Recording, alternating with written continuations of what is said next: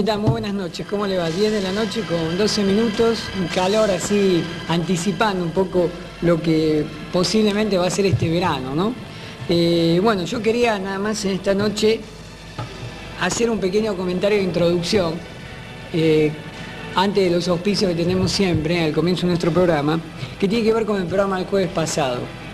Realmente ha sido, creo, muy fructífero. Lo he conversado después con los 6 médicos que han estado con nosotros aquí en el estudio. Creo que es una experiencia muy interesante y esperemos que se pueda volver a repetir más adelante, quizás con otras especialidades, o de la forma en que lo estamos haciendo quizás a través de la radio, que es con un especialista por día, para poder ir detenidamente en cada uno de los temas, ¿no? Lamentablemente, usted habrá notado el jueves, hay muchos que me decían que se habían quedado con las ganas de muchas preguntas y de muchos temas. Así que yo quiero agradecerle a los 6 médicos que han estado, porque como dije al final del programa, creo que había sido uno de los mejores que he tenido.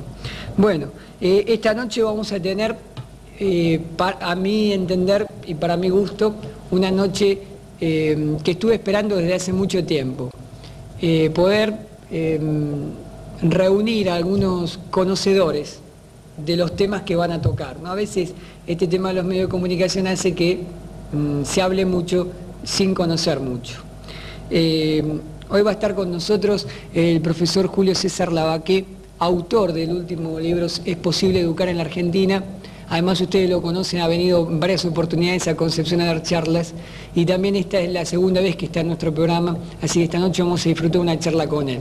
Va a estar también Pablo Berarducci, que es el coordinador regional del Instituto Civilidad, y ahí nos vamos a detener de luego en el comentario más extenso de presentación. Y también va a haber padres de una escuela secundaria y profesores de una escuela secundaria para tratar justamente el tema qué está pasando con la educación media y cuál es el problema que está viviendo, cómo se supera.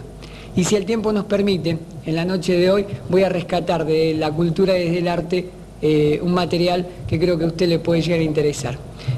Vamos a los auspicios y luego sí entro con los comentarios, con el comentario principal del programa. Grandes firmas auspician este programa.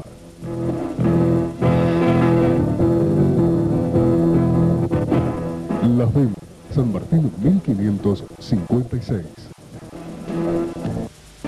Supermercado y Panificación Héctor Vives.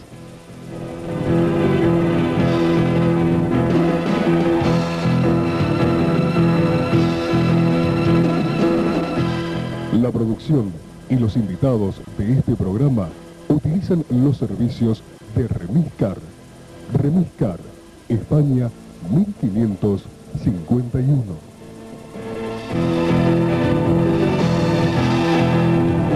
Concepción Aberturas, España 1036.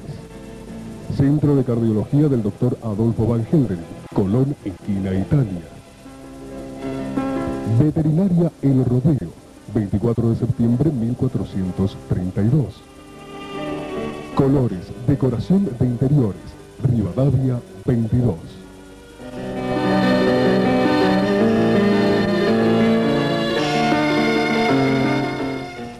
Bueno, muy bien. Quería empezar con la idea de la preparación. Fíjese usted lo que hoy, esta noche, vamos a hablar. En distintos ámbitos vamos a hablar de un mismo tema, que es prepararse, instruirse, educarse. Y digo en distintos ámbitos porque la propuesta que, por ejemplo, el Instituto Civilidad va a proponer y está proponiendo a Tucumán, que es el segundo seminario que realiza, el segundo seminario provincial sobre municipalidad que realiza aquí en la provincia de Tucumán, y el tema de la gestión municipal, tiene que ver con el prepararse. Vamos a hablar con el profesor Lavaqué, también habla del tema de educar, y vamos a hablar con padres y docentes, donde también el tema central es la educación. El prepararnos en este mundo donde es tan necesario. Y hace unos días atrás conversábamos y decíamos, parece un plan perverso lo que está pasando en el país. Unos pocos se educan sin la dificultad de un paro, sin la dificultad de comer, porque sabemos que hay niños que no pueden ir a las escuelas porque no tienen para comer. no tienen vestimenta. Entonces, sin estas dificultades, hay un 20%, podríamos decir, de la población que puede lograrlo. Que no falta clases porque no hay paros, que puede ir, que tiene los elementos, que tiene todo. Y coincidentemente, este 20% tiene que ver con aquellos que deciden. Es el 20% quizás del poder. El que envía los planes, el que los ejecuta. Son los que hace años atrás también tenían esta posibilidad de estudiar y de estar. Mientras tanto, hay un 80% de la población que sufre el no poder cobrar, que sufre el no poder ir a clases, el no tener para comer e ir a clases, el no tener la vestimenta para hacerlo ni los elementos necesarios. Entonces hay dos estados, ¿no? O sea, dos situaciones. Los que sí pueden y se preparan y cada vez se superan más, y los que inexorablemente no pueden, porque están totalmente limitados por distintas razones. Y su esfuerzo es el doble de este 20%. Y este 20% es el que quizás diseña los planes, arma el poder, plantea las cuestiones desde el poder, y en este 80%, que es la mayoría, por la cifra, no hay la preparación necesaria ni los elementos necesarios como para contrarrestar estos planes. Quien no se prepara, quien no se educa en el mundo de hoy, ¿cómo puede contrarrestar lo que inteligentemente se diseña? Y en lugar de hacer propuestas creativas, propuestas que puedan repeler este plan siniestro, nos vamos anquilosando y vamos quedando en el camino perezosamente por distintos motivos, como decía recién. Porque hay paro, porque no hay dinero, porque no puedo comer, porque no puedo ir a la escuela, y se va deteriorando y cada vez más y más y más. Y va a ser muy difícil que desde este sector se pueda reaccionar para poder modificar a este 20%. Solamente con preparación se puede hacer, o sea, con mucha educación. Esta quizá va a ser un poco la línea de esta noche que vamos a tratar de explicar y de entender. Pasando a otro tema, que es el tema político, es justamente también allí la preparación.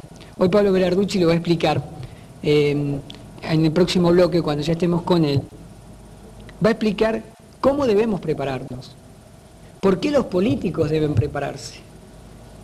¿Dónde empieza la preparación real? Porque tenemos este vicio de que sí, estamos preparados. Usted debe acordarse de la campaña, porque fue muy reciente, cuando decían, tengo un equipo de asesores que me está diciendo lo que tengo que hacer en obras públicas, lo que tengo que hacer en sanidad, lo que tengo que hacer en cultura. Equipos, asesores.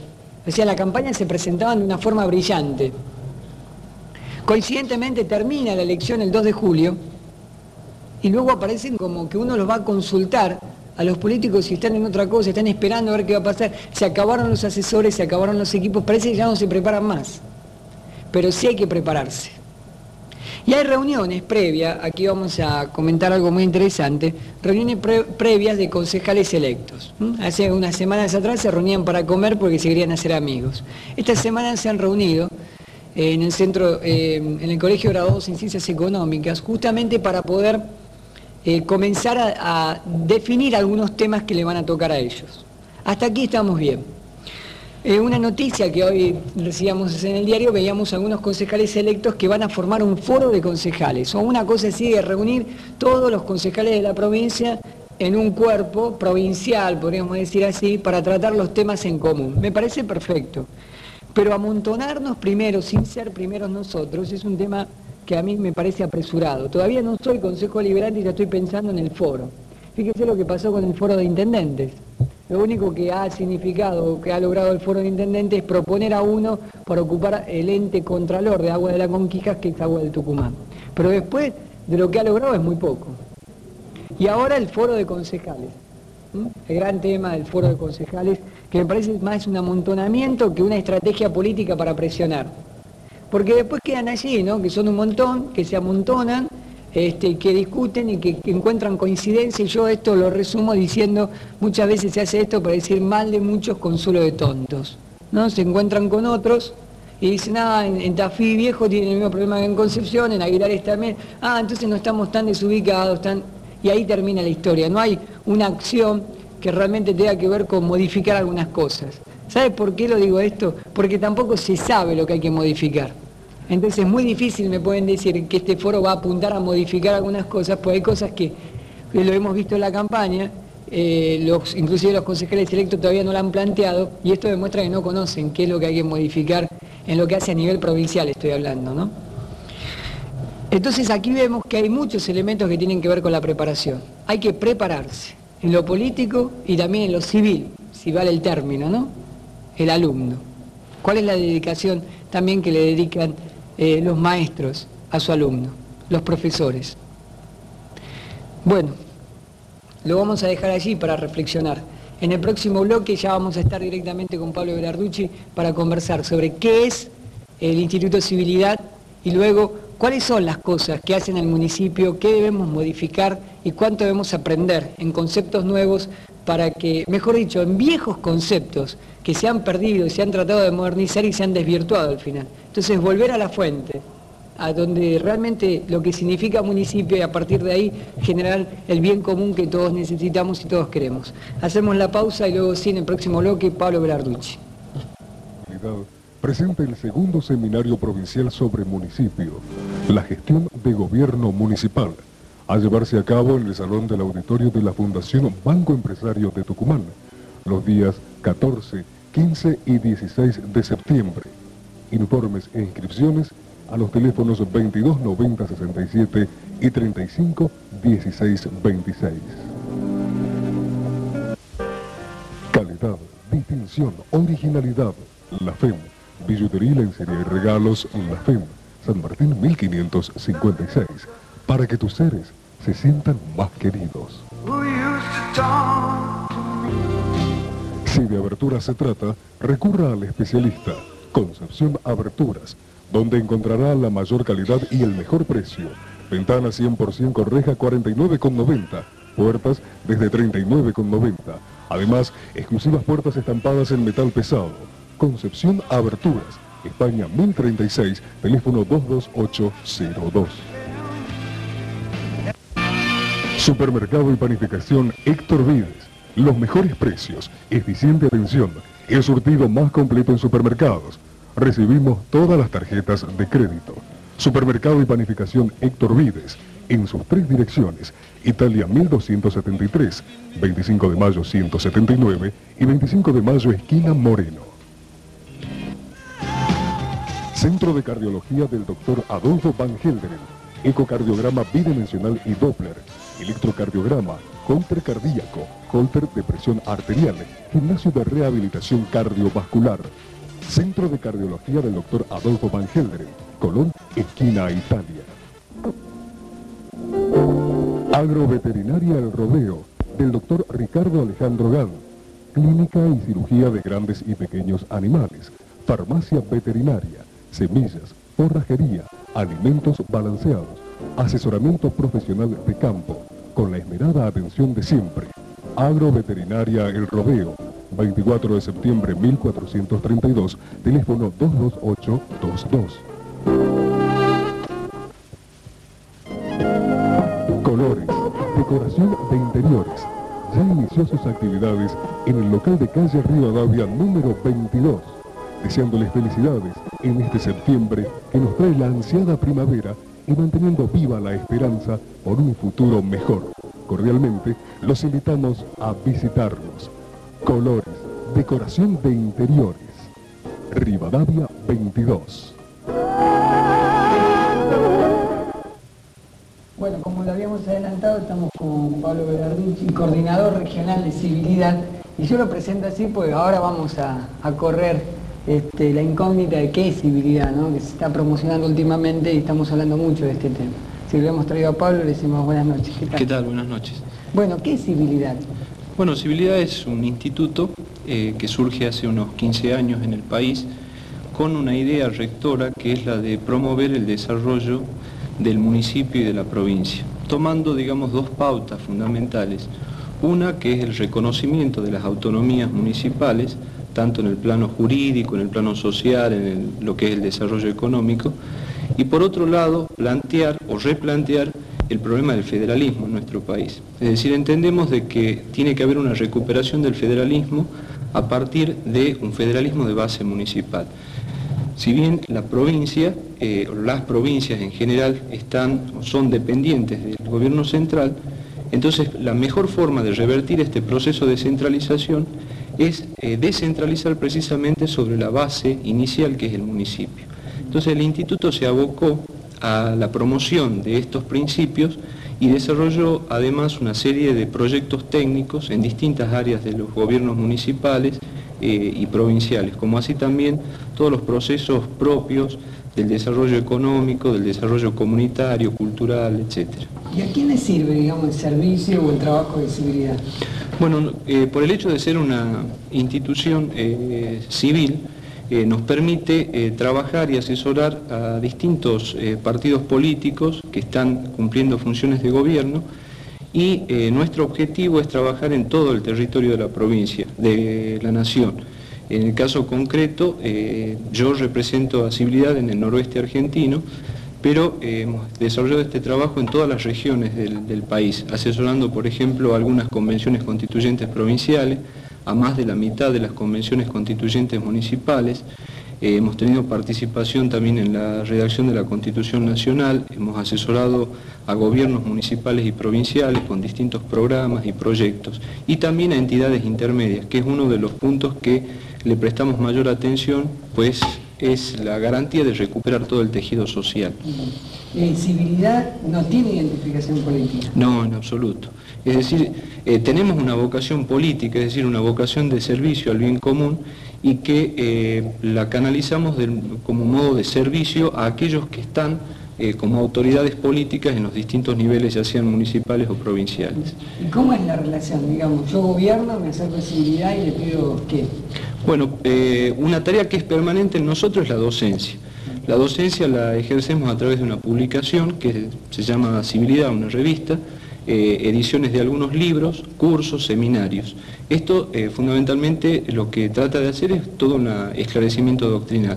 Y por otro lado, frente a los distintos contactos que uno va tomando con las realidades municipales o provinciales, aparecen requerimientos sobre proyectos en áreas sociales, en área urbana, proyectos sobre reforma de la administración pública, etc. Entonces, de acuerdo a nuestra capacidad técnica, ofrecemos un proyecto o la solución o distintas alternativas de solución a los problemas que se plantean, y mediante esa forma prestamos el servicio de asesoramiento y colaborar con los distintos gobiernos, ¿no? O sea, yo, intendente, tengo un problema de tránsito, consulta Civilidad. Claro, por ejemplo. Entonces, depende del tipo de problemática. Entonces se hace un estudio, un relevamiento, se sugieren proyectos, alternativas, y lo que siempre pretendemos es no tener ningún tipo de compromiso ideológico. Si se quiere, el compromiso que tenemos es un compromiso con este federalismo de base municipal y el desarrollo de las comunidades naturales. Bueno, esto es lo que hace al trabajo específico de Civilidad, pero hay algunas ramas que se abren, ¿no? Como por ejemplo el tema de la capacitación laboral, donde también aparece Civilidad. Exacto. Precisamente por un convenio que tenemos con el Ministerio de Trabajo de la Nación, estamos dando unos cursos de capacitación laboral que lo que pretendemos con ellos es aportar un elemento de tipo teórico y práctico a las comunidades del interior para que se inicien, aunque sea en pequeña escala, un nivel productivo, un nivel de desarrollo económico. Estos cursos se van a empezar a desarrollar en distintos municipios de la provincia, por ejemplo Aguilares, Concepción, Bellavista, Banda del Río Salí, Yerbabuena, y apuntan, la temática está íntimamente vinculada a la vida municipal. Por ejemplo, hay un curso sobre lombricultura, que es el aprovechamiento de la basura orgánica para reciclarla por el alimento de la lombriz y con esto producir un humus fertilizante, el procesamiento del jugo de caña y fabricación artesanal de todos los subproductos, el mantenimiento de máquinas agrícolas, reconocedor de plagas y organismos benéficos en soja, apicultura. Entonces, de este modo pretendemos brindar una prestación a la comunidad, son cursos gratuitos, para que se inicien en una producción, aunque sea inicialmente familiar, pero que pueda ir ambicionando una expansión mayor a través de cooperativas o pequeñas empresas. Esto en Concepción habría que... Yo tengo algunas direcciones, ¿no? Exacto. Que podemos dar, que pueden ser en la parroquia de Nuestra Señora de Fátima, es una, el Rotary Club, en Avellaneda 73, y bueno, la Secretaría del Consejo Deliberante también está recibiendo inscripciones y dando información, ¿no? Exactamente, es decir, en Concepción se van a dar 3 cursos, el de lombricultura, el de mantenimiento de máquinas agrícolas y el de viverista forestal. Bueno, ahora, pero la joya de septiembre es el seminario. Exacto. Ahora entremos ahí. Bueno, sí, cómo no. Que se va a desarrollar el próximo jueves. Exactamente. Inicia jueves, viernes y termina el sábado al mediodía. El seminario es la segunda edición de este seminario. Hicimos uno con las mismas características, un tema distinto, hace 4 años cuando iniciaron las actuales autoridades de los gobiernos municipales. En ese momento fue el tema de la Ley Orgánica de Municipios. Y hemos visto la necesidad de ampliar un poco la temática y por eso en este seminario es un poco más ambiciosa y tocamos no solo la parte jurídica, sino también hemos avanzado en todo lo que se refiere a la conservación del medio ambiente, a urbanismo, a reforma de la administración, a los distintos sistemas de participación comunitaria. El seminario como objetivo fundamental lo que pretende es crear un ámbito de encuentro a las nuevas autoridades y también a las que están actualmente, a los futuros funcionarios, donde ellos puedan conectarse con especialistas de todo el país en estos temas referidos a la gestión de gobierno municipal. Además de esto se van a presentar 6 proyectos técnicos aplicables a la provincia, es decir, de acuerdo a la realidad provincial, y también vamos a realizar 3 paneles políticos donde hemos invitado a autoridades salientes y autoridades entrantes de distintos partidos con la intención de debatir 3 temas que nos parecen importantes. Uno que es el municipio y la nueva Constitución Nacional, otro que es la relación provincia-municipio y en tercer lugar la relación intendente-consejo deliberante. Y aquí, bueno, le sirve a todos los que están por entrar, inclusive a los que están por salir. Claro, porque normalmente siempre hay un staff, ¿no es cierto?, de funcionarios que, si bien a pesar de los cambios políticos, mantiene una relación, son consultados, y nos parece importante que este seminario sea de utilidad para todos. Por eso es que hemos planteado una serie de problemáticas y una serie de presupuestos o de proyectos para desarrollar a partir de una realidad que ya existe, es decir, de problemas que vienen con anterioridad. La nueva gestión no empieza de cero, es decir, hay una trayectoria anterior que debe continuar, que debe mejorar, que deberá solucionar problemas que están pendientes.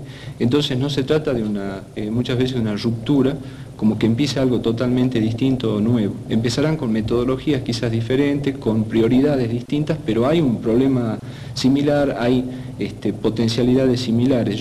El nuevo intendente de Concepción va a gobernar al mismo municipio que está gobernando el intendente actual. Entonces, él priorizará otras cosas, pero existe una realidad que es permanente. Bueno, vamos a hacer una pausa. Esto es el jueves próximo, comienza a las 9 de la mañana. ¿Habría que hacer inscripciones previas? Sí, es recomendable porque por el salón que se hace en la Fundación Banco Empresario hay una limitante de espacio. Entonces, bueno, vamos a priorizar a los que se inscriban antes, indudablemente. Está bien. ¿Podemos dar teléfonos o direcciones para la inscripción? Sí, cómo no. Si aquellos que lo quieran hacer por correo, lo pueden hacer a la casilla de correo 643. Por teléfono o por fax al 35 16 26. O personalmente en 24 de septiembre 1044. Esto es San Miguel. San Miguel de Tucumán. Bueno, hacemos una pausa, seguimos con Pablo Bearducci. Ahora vamos a aprovechar que está para conversar de algunos temas ya puntuales, ¿no? Realidades que vivimos en Concepción, que vivimos en Tucumán. Cuando comenzó la charla decía, nosotros nos ocupamos de promocionar la autonomía municipal. Bueno, Tucumán tiene un problema con esto, así que lo vamos a ver en el próximo bloque. Presenta el segundo seminario provincial sobre municipio, la gestión de gobierno municipal, a llevarse a cabo en el Salón del Auditorio de la Fundación Banco Empresario de Tucumán, los días 14, 15 y 16 de septiembre. Informes e inscripciones a los teléfonos 22 90 67 y 35 16 26. Habíamos quedado ya en el bloque anterior, decíamos el tema de la autonomía. Pero quizás lo más interesante sería, antes de hablar de la autonomía municipal, hablar de lo que es puntualmente el municipio, ¿no? Que creo que hay como una gran distorsión en el concepto o la idea, ¿no? Sí, acá como dicen los abogados hay una biblioteca de un lado y otra de otro. Nosotros entendemos de que el municipio es una realidad natural y que como tal debemos interpretarla y respetarla. ¿Por qué decimos que es una institución, una entidad natural? Porque aparece espontáneamente, es decir, si nosotros hacemos un análisis histórico hacia atrás del origen de todas las civilizaciones, vemos que el municipio está en la base de ese inicio. Y empieza con el nucleamiento de familias, en torno a un camino, en torno a una necesidad de defensa, en torno a una necesidad de procurarse un alimento, y esto es lo que constituye básicamente el municipio, es decir, que hay familias, hay un territorio y hay un interés común. Entonces podemos definir al municipio precisamente como eso, como una comunidad natural de familias que tienen un vínculo de vecindad establecido en un territorio concreto y que procuran un bien común. Esto es lo que las hace distintas cada municipio. Claro, porque normalmente se confunde el concepto legal. En algunos países le podrán llamar comuna, alcaldías, municipio, más allá del nombre o la designación histórica que reciben, estamos frente a una realidad que es una comunidad sociopolítica. Es social porque son diversos los factores que aparecen. Aparecen hombres que producen, que consumen, que trabajan, que prestan servicios, y por otro lado aparecen intereses comunes. Entonces esta comunidad que es social y que es política necesita un reconocimiento de su realidad. Y el reconocimiento de su realidad pasa fundamentalmente por tener un derecho a la decisión. Ese derecho a la decisión se va a plasmar, por ejemplo, en lo político, pudiéndose dictar sus normas, elegir sus autoridades, establecer el modo de sucesión de esas autoridades, cómo van a organizar su vida. Entonces, esto hace a la autonomía, que es lo que los griegos decían el autos nomos, la propia norma, la propia regla de vida de esta comunidad. Y esto no se puede unificar. Lamentablemente hoy en nuestro país, por ejemplo, se habla de municipio de la capital federal y se puede hablar de municipio de Tafí del Valle. Y son dos realidades muy distintas. ¿Por qué? Porque hay una complejidad poblacional diversa, porque hay una dedicación de esa población de un modo distinto, hay una realidad geográfica que las determina y las especifica. Entonces, es importantísimo reconocer esa realidad, que es anterior a la voluntad del legislador. Lamentablemente, por ejemplo, nosotros pesa sobre toda la tradición legal y constitucionalista argentina este concepto administrativista del municipio. El municipio es lo que el legislador dice lo que es, y es simplemente una suerte de ente descentralizado o un apéndice del Estado provincial a través del cual se prestan ciertos servicios y se cobran determinadas tasas o impuestos. Y se deja de lado la realidad que es el municipio. Entendemos que hay una confusión entre municipalidad y municipio. La municipalidad es el organismo de gobierno y el prestador de determinados servicios, pero el municipio son las familias, las empresas, los colegios, las entidades culturales, las entidades religiosas, las distintas asociaciones intermedias que viven en ese territorio y que en forma conjunta tratan de conseguir un bien común. Entonces, esta realidad es la que hay que reconocer, hay que atender a las diversidades y hay que procurar de que vayan teniendo un desarrollo proporcionado y armónico. Ahora, el problema en Tucumán es grave, porque no está reconocida la autonomía en la Constitución. Claro, no solo no está reconocida la autonomía, sino que además yo diría de que hay como una culpa doble. Por un lado, podríamos hablar de un centralismo de Tucumán San Miguel, o de la dirigencia política a nivel provincial, y no sin hacer un juicio sobre estas autoridades, sobre las que verán, sino que es histórico. Esto es un proceso que viene de por lo menos 70 o 80 años atrás. Hay una culpa, como te decía, de ese centralismo, es una mentalidad centralista de que trata de mantener al municipio simplemente como una ventanilla expendedora o recaudadora del poder central. Pero por otro lado está el otro vicio, el vicio de aquellos que son dirigentes políticos y sociales del interior, que no son capaces de procurar un desarrollo auténtico, de procurar la defensa de esos intereses frente a este centralismo. Entonces nos encontramos, por ejemplo, cómo se ha desvirtuado la gestión de un intendente. Un intendente hoy tiene éxito si es un buen gestor en una casa de gobierno. Entonces, de ser aquel que conduce una comunidad hacia el bien común, que es su municipio, se convierte en un gestor para pagar los sueldos, para cubrir determinados déficits financieros. Entonces, la figura del gobierno del municipio queda totalmente opacada, y triunfa aquel que se posiciona bien en la interna del gobierno que de turno y no estamos frente a un desarrollo del municipio. Si nosotros, por ejemplo, hacemos un análisis de lo que está ocurriendo en los últimos años en nuestra provincia, de la migración interna que hay, sobre todo lo que se conoce como el Gran San Miguel de Tucumán, donde hay alrededor de 215.000 personas en asentamientos ilegales, el 99% de esas personas vienen de municipios del interior. ¿Y por qué van allí? Porque en el lugar donde ellos nacieron no encuentran la satisfacción de las necesidades básicas. Entonces, el tema no está en darle agua a la Villa Miseria, en ponerle un foco en la esquina o darle un mínimo de seguridad, sino de que en el lugar donde nace encuentren las condiciones mínimas de un desarrollo social proporcionado para que no emigren. Precisamente en la última cumbre de Naciones Unidas,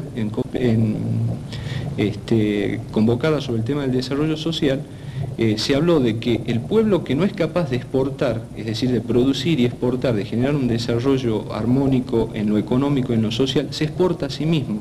¿Por qué? Porque no encuentra en el lugar donde nace la satisfacción de esas necesidades.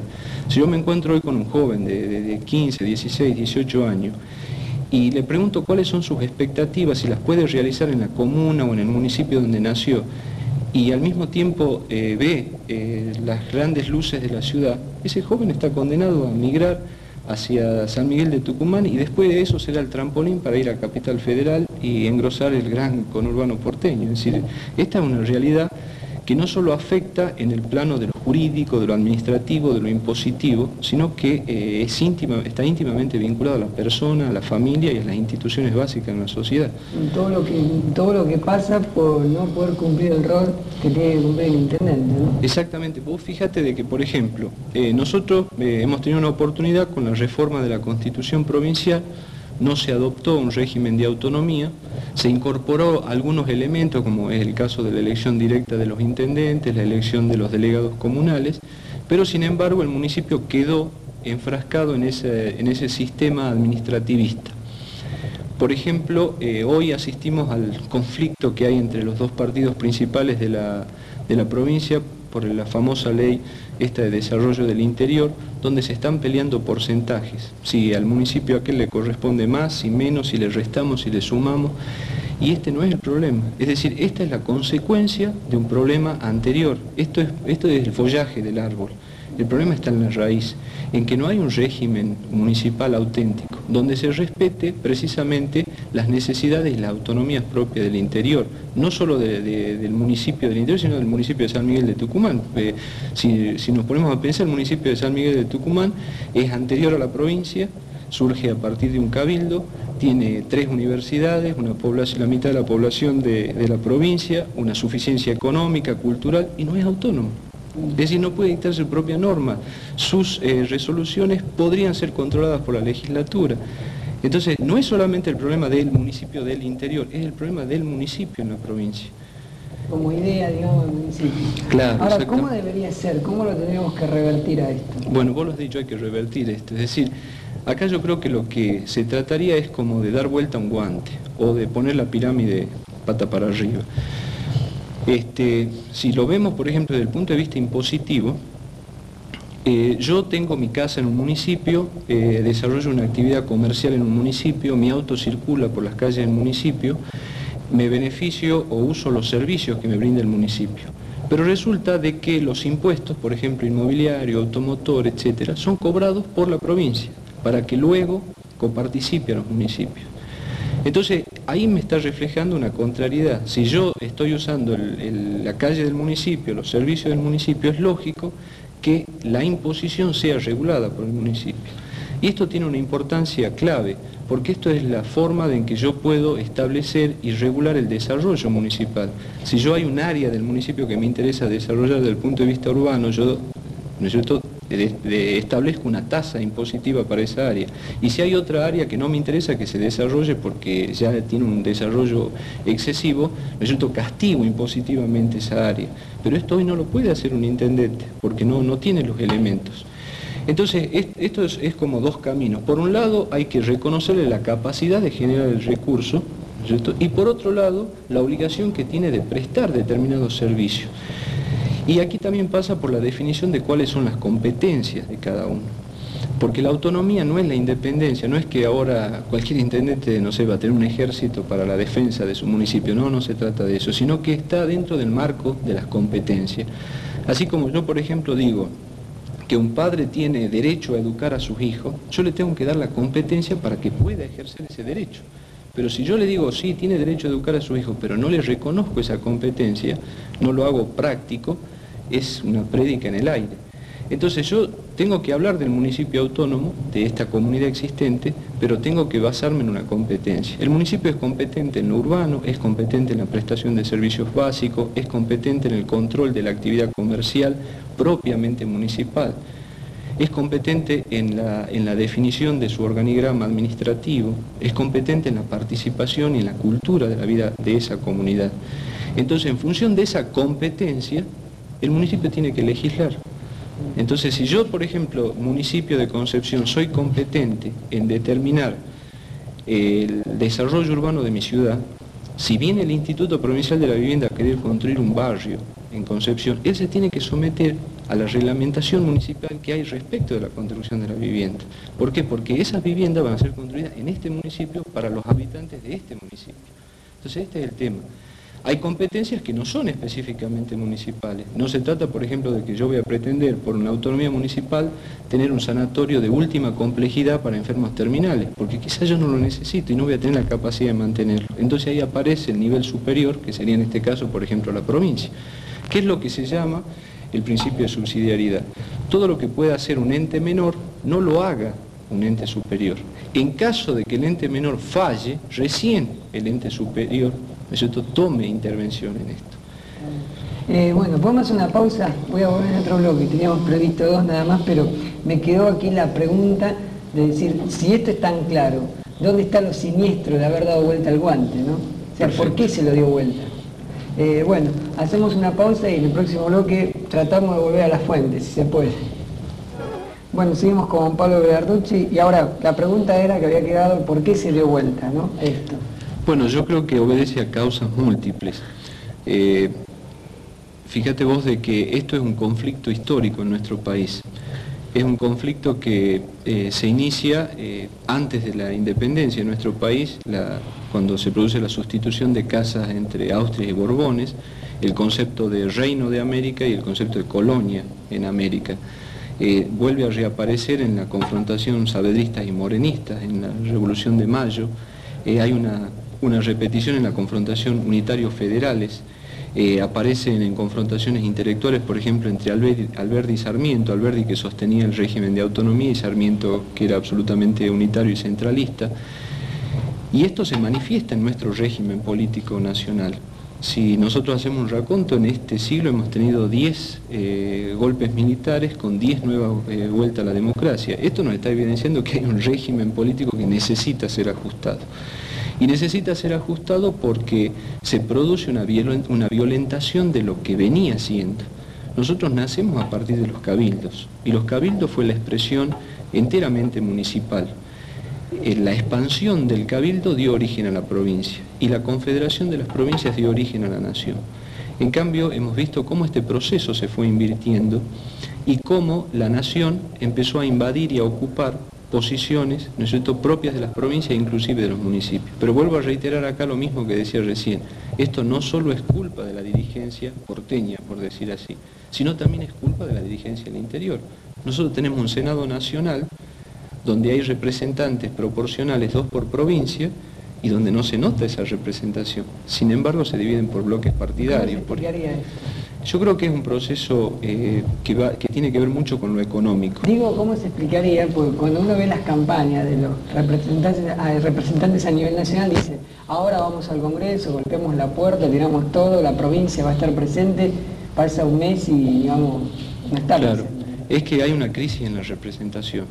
Es decir, el representante, sea en el nivel de un consejo deliberante, en el nivel de una legislatura provincial o en el nivel de los congresos nacionales, sea diputados o senadores, es un representante ante el poder. Es decir, él tiene la misión, la función, ha sido encomendado para representar una determinada porción de la población o un determinado sector de la sociedad ante el poder político. Lamentablemente, este poder que lo que debería hacer es representar, en muchos casos se compromete o entra en una variante de ser parte de ese poder. Y esa representación es sustituida, es, podríamos decir, falseada. ¿Por qué? Porque yo ya no represento a una determinada cantidad de personas, sino que empiezo a representar otros tipos de intereses, buenos o malos, pero ya no son los intereses para los cuales me encomendaron. Además, el sistema de representación que nosotros tenemos en nuestro país es un sistema en el cual nuestros representantes nos representan en todo, aunque no le hayamos dado la representación para ese todo. Claro, porque el principio es de que el pueblo no gobierna sino a través de sus representantes. Entonces no hay un mandato imperativo.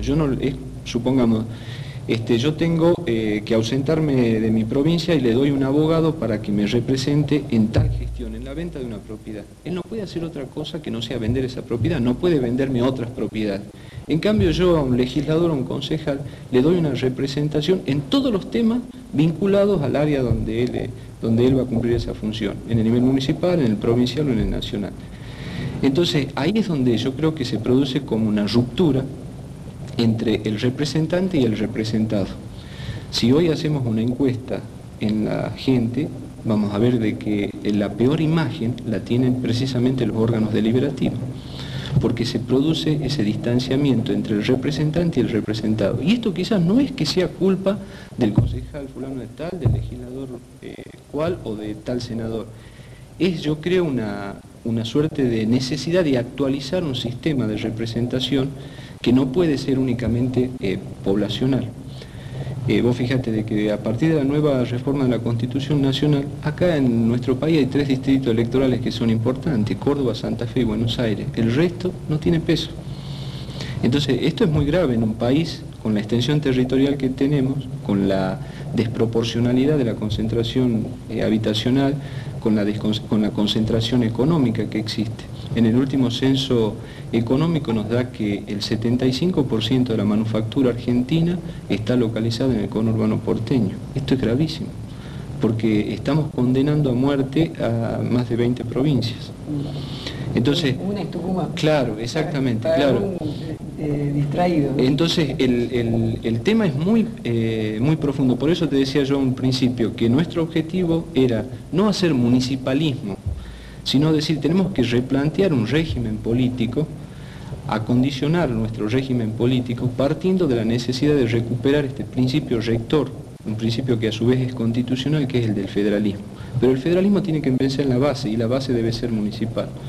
Entonces, esta es la idea. Ahora, Civilidad, que ha tenido contactos, bueno, Pablo Berarducci y la gente que trabaja en este grupo, que ha tenido contacto con miles de concejales, con miles de legisladores, el hecho de haber estado dando cursos y seminarios. El tucumano, digamos, estamos hablando hoy de Tucumán, ¿se prepara para gobernar o tiene una cierta dejadez y lo único que le interesa es ganar la elección? Yo creo que habría que dividirlo en dos. Hay una preparación electoral, es decir, lo hemos visto en este proceso en las últimas elecciones, hubo más de 36.000 candidatos, una cosa así. Es decir, se invierte mucho dinero, mucho tiempo, mucha dedicación en el tramo de la elección, que es una forma de preparación. Yo me preparo, ¿no es cierto?, a través también de una elección, porque voy tomando contacto con la gente, escuchando problemas, me veo obligado a reflexionar sobre eso y a ir dando alternativas. Pero una vez que se llega, no hay una continuidad en esa preparación. Lamentablemente, cuando en el trabajo concreto, en la toma de decisiones, esto se empieza a notar, porque hoy las soluciones que se necesitan son complejas. Entonces hay que abocarse de un modo muy concreto a ellos. Yo siempre le digo a los amigos políticos de que uno, antes de asumir un cargo, tiene que, mejor dicho, cuando uno deja un cargo siempre se queja de 3 cosas. No he tenido tiempo, me faltó el dinero y tenía mucha oposición. Bueno, esto siempre lo vamos a tener. Entonces hay que entrar con la mentalidad de que el tiempo es poco, de que el presupuesto no alcanza y que siempre vamos a tener una oposición. Entonces tenemos que prepararnos para eso.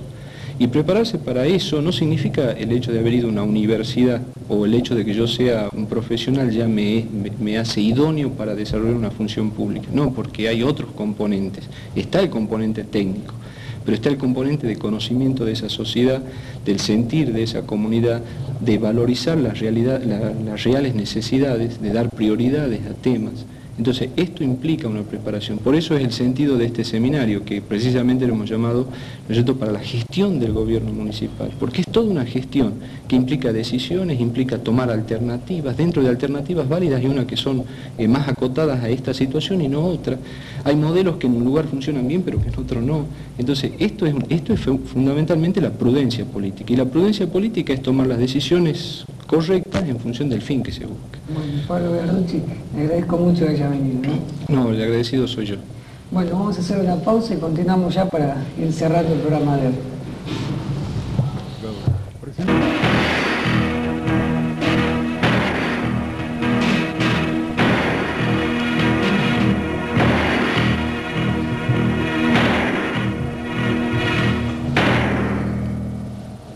Bueno, muy bien, continuamos, 11:06. Nos quedan dos temas. Uno, lo que vamos a presentar ahora, y luego el tema educativo. Vamos a abrirlo con el profesor Julio Lavaqué y luego sí con docentes de Concepción y compadres, que ya están en estudios para conversar con nosotros.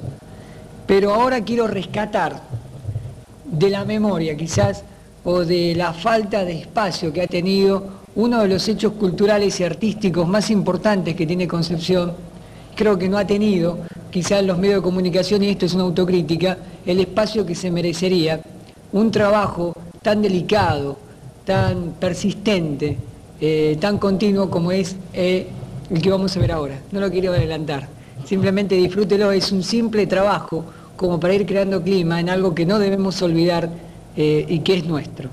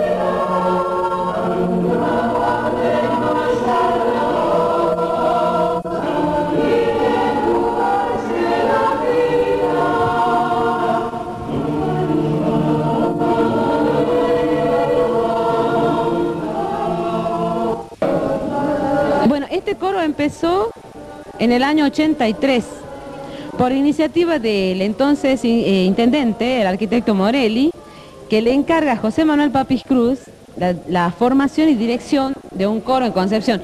Papis Cruz ya tenía su trayectoria anterior de muchísimos años como director, entonces por eso Morelli le confía a él la formación del coro, y bueno, él la dirigió hasta su muerte en noviembre del 90. Desde diciembre del 90 la estoy dirigiendo yo. No quiero decir que somos súper conocidos, pero ya hay muchos lugares a donde lo conocen. Ya lo conocieron bajo el liderazgo de Papis Cruz. Nosotros hemos ido a cantar con él en Villa Gesell, por ejemplo, 3 veces. Y Villa Gesell es un poco la meca del canto coral en la Argentina. Así que, y era un hombre muy reconocido como músico, como director y como persona. Muy apreciado aparte, muy valorado. Un poco yo aprovecho esa imagen que deja él, incluso no solo en Villa Gesell, sino también en otros encuentros que ya son tradicionales en nuestro país, como los encuentros de las termas de Río Hondo, que se hace todos los inviernos. Y bueno, y conmigo también los chicos han andado bastante. Hemos ido a Villa Gesell este año por primera vez bajo mi dirección. Hemos ido prácticamente todos estos años, con excepción de uno solo, a los encuentros de termas en invierno. Y en la ciudad de Tucumán, o sea, la provincia de Tucumán lo conocen bien al coro, desde antes de dirigirlo yo y ahora también. Pero vos sabés que esto es una cosa increíble porque está resultando al revés. Encuentro mucha gente que me da ánimo, gente que se llega al coro. Alguna gente viene a cantar y no se queda mucho tiempo porque quizás la disciplina del coro no es lo que esperaba, o esperaba algo más fácil quizás de hacer, y por ahí se acobardan y se van. Yo lamento, porque yo sé que aguantando el primer chubasco después se quedan años, porque es una actividad muy hermosa. Pero aparte recibo, la gente es muy cálida, la gente ha empezado a reconocerlo acá en Concepción al coro, cosas que antes no era así.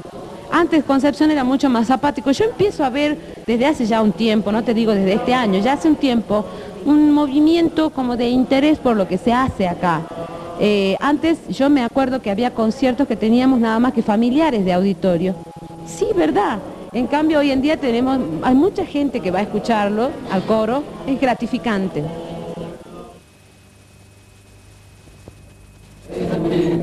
En el año 92 y este año, ahora estoy con 23 personas.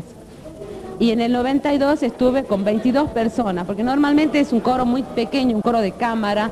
He tenido desde 12 a 16 voces el resto de los años. Pero ahora estamos trabajando con un grupo más numeroso. Por ejemplo, el coro está casi totalmente renovado. 3 o 4 personas quedan de antes, todos los demás son nuevos.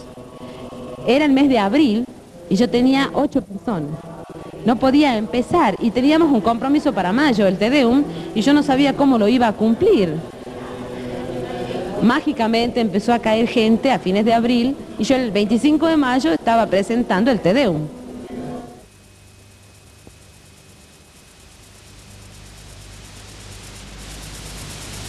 Hace 22 años que hago coro.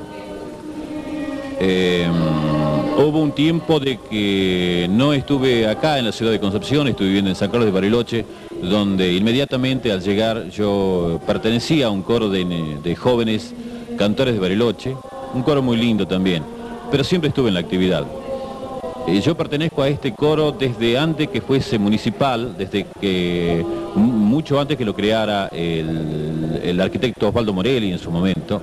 Yo ya pertenecía al coro cuando este pertenecía a la escuela de adulto número 4. Hay una pregunta, ¿por qué tanto tiempo participando en coro? Esto llama la atención porque es algo que no es ni redituable, y al contrario, hay una gran erogación de plata cuando uno tiene que salir a actuar en otras partes. Entonces, ¿por qué uno está? Yo creo que el coro es una de las pocas cosas de que le brinda al ser humano algo totalmente distinto a lo que uno puede encontrar en un boliche, en una confitería, en el café con el amigo. No porque no me gusten, me encanta el boliche, me encanta el café con los amigos, pero desde luego que el coro ofrece algo totalmente distinto, es una vivencia distinta, una emoción distinta, y es alejarse un poco de la rutina del trabajo, y es meterse un poco más en todo lo humano. Nos toca muy de cerca esas fibras humanas que muchas veces nos vemos alejados por la rutina cotidiana, ¿no es cierto?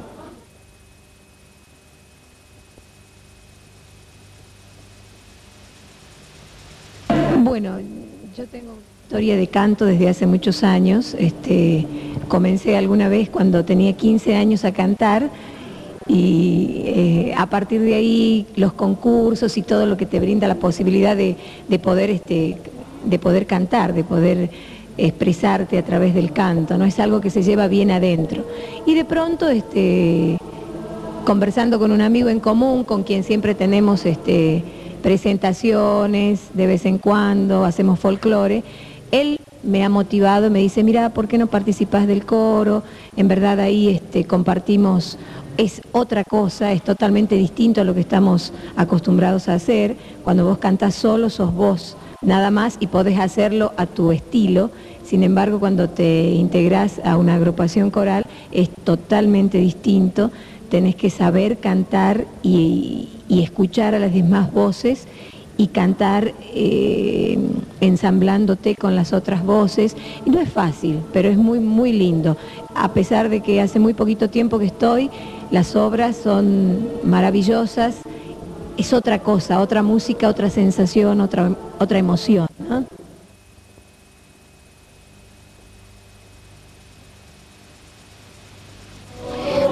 vocecita, salud vocal, no afinación. Yo me puedo ocupar de eso si tienen paciencia de quedarse lo suficiente, porque los desafinados por ahí se impacientan, porque al principio no los dejo cantar, cantar coralmente, hasta que corrijan su afinación.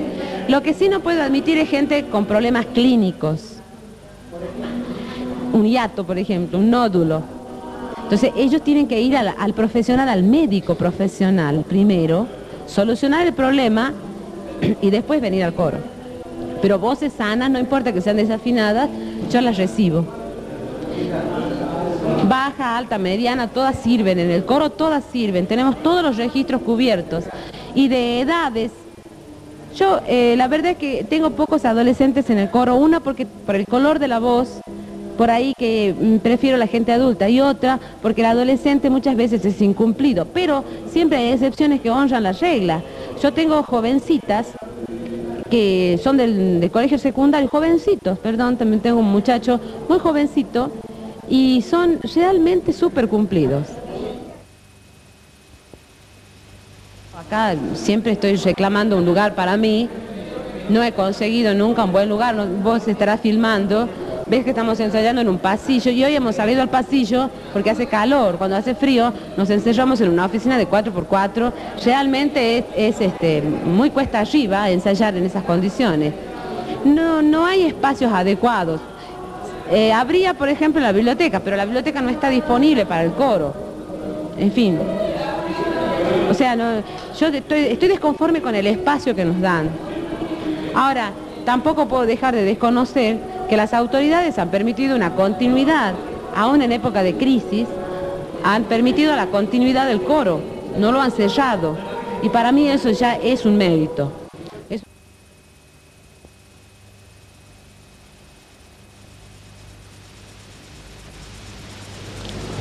Solan ein Gott in Himmel lebst, und über Lalem Wolken schwebst, Bahalgem werden wohlen.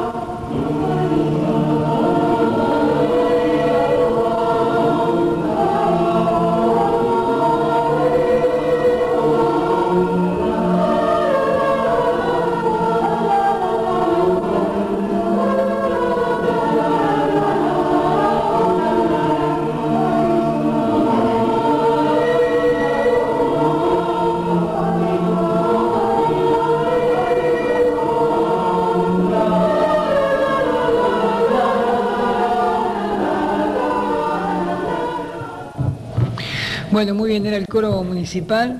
No puede estar en el pasillo en el que está, en esto estamos de acuerdo. Creo que hay que vivenciarlo más al coro, aceptarlo, incorporarlo.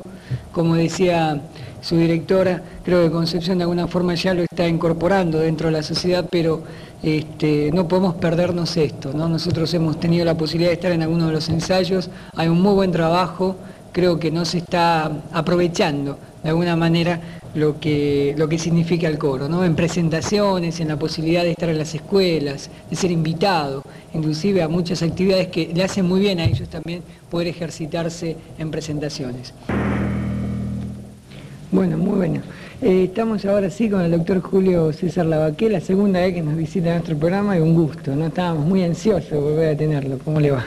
Muy bien, Horacio, yo te agradezco a vos de estar acá y poder compartir este rato. Bueno, uno de los libros que nos da pie justamente para esta nota es ¿Posible educar? ¿Es posible hoy en Argentina, como está toda la situación educativa, con la crisis económica, los docentes que, por un lado, que el sueldo, que cómo hago para trabajar, para enseñar, ¿es posible? La misma pregunta me hicieron en Cablevisión la semana pasada para hablar del libro. En lugar de afirmativo lo hicieron como pregunta, como acabas de hacerlo vos. Yo diría que sí, digo que sí es posible. A eso tiende toda la estructura del libro. Lo que sí es verdad que no es nada fácil.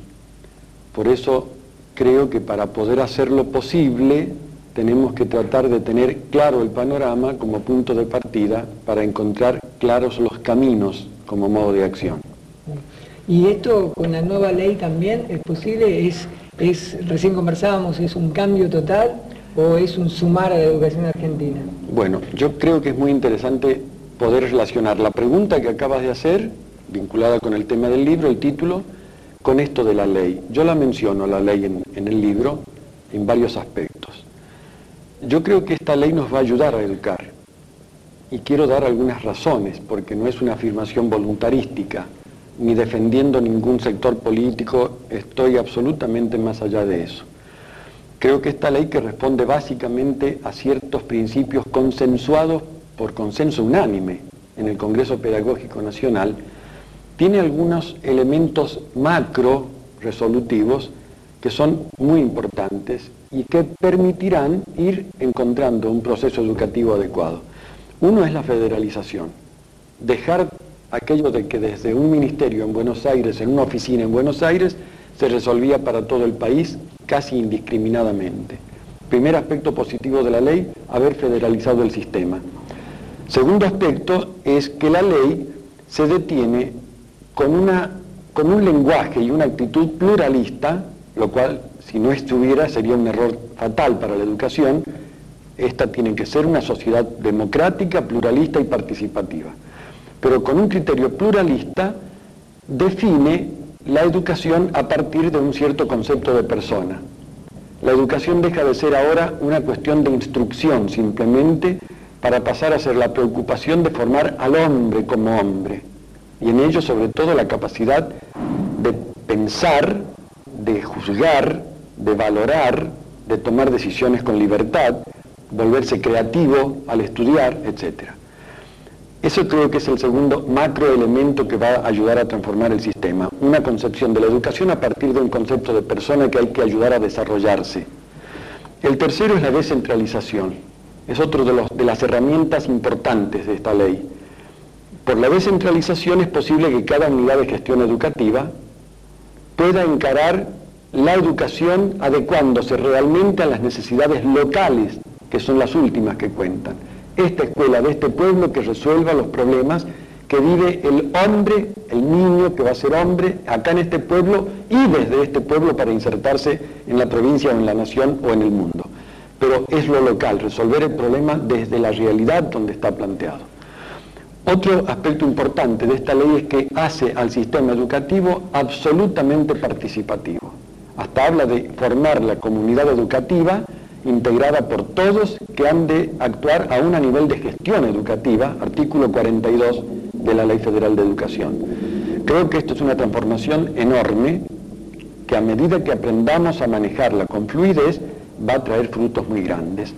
Y yo quisiera decir que, entre otros, para no ser tan extenso, hay otro aspecto, y es que esta ley plantea la educación fuertemente vinculada, relacionada al trabajo.